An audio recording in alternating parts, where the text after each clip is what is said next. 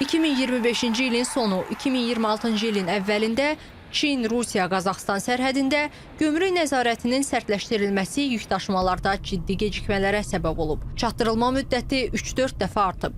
Bəzi mallar əlavə yoxlamalara cəlb olunub. Sahibkarların sözlərinə görə çətinliklərə səbəb Çindən gələn yüklərin indi Qazaxstandan yox, uzaq şərqdən keçməsidir. Çünki bu halda daşınmalar bahalaşır və yoxlamalar səbəbindən yüklər aylarla sərhəddə qala bilir. Əgər tranzit axınında azalma davamlı xarakter alarsa, Qazaxstan üçün bu təkcə tranzit gəlirlərinin azalması deyil, həm də logistika mövqelərinin zəifləməsi demək ola bilər. Rusiya istiqamətində gecikmələr və eyni zamanda Hörmüz boğazında qeyri-sabitlik fonunda alternativ marşrutlara maraq artır. Qazaxstan isə orta dəhlizin əsas halqası olaraq qalmağa davam edir. Söhbət bütövlükdə marşrutdan imtinadan yox, konkret istiqamətlər üzrə gecikmələrdən gedir. Bəli, bu həssas amildir, lakin Qazaxstan iqtisadiyyatı üçün kritik deyil. Tranzit axınlarının bir hissəsinin itirilməsi, logistika gəlirlərinin azalması və ölkənin Avrasiya hub'ı kimi mövqeyinin zəifləməsi deməkdir.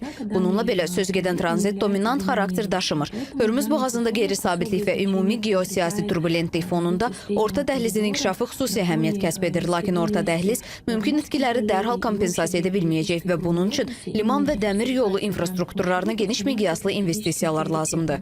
Bəli, beləliklə diqqət yenidən orta dəhlizə yönəlir. Əgər Çin şirkətləri Rusiya istiqamətində risk və gecikmə görürsə, Avropaya çıxış üçün orta dəhliz daha cəlbedici ola bilər. Bu marşrut siyasi baxımdan daha balanslıdır və Azərbaycan burada əsas tranzit mərkəzlərindən biridir. Hazırki vəziyyət göstərir ki, qlobal logistika getdikcə daha çox siyasi və təhlükəsizlik amillərindən asılıdır.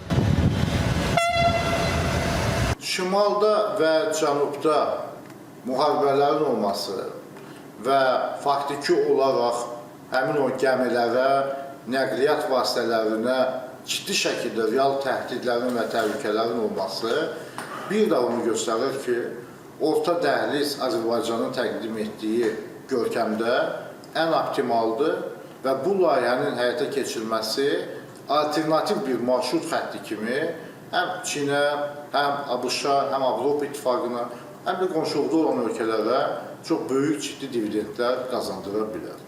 Marşrut seçimi artıq yalnız məsafə məsələsi deyil, risklərin hesablanması məsələsidir. Əgər sərhəd məhdudiyyətləri uzun müddətli xarakter alarsa, bu Avrasiya ticarət xəritəsində yeni balans yarada bilər və həmin balansda orta dəhlizin rolu daha da arta bilər.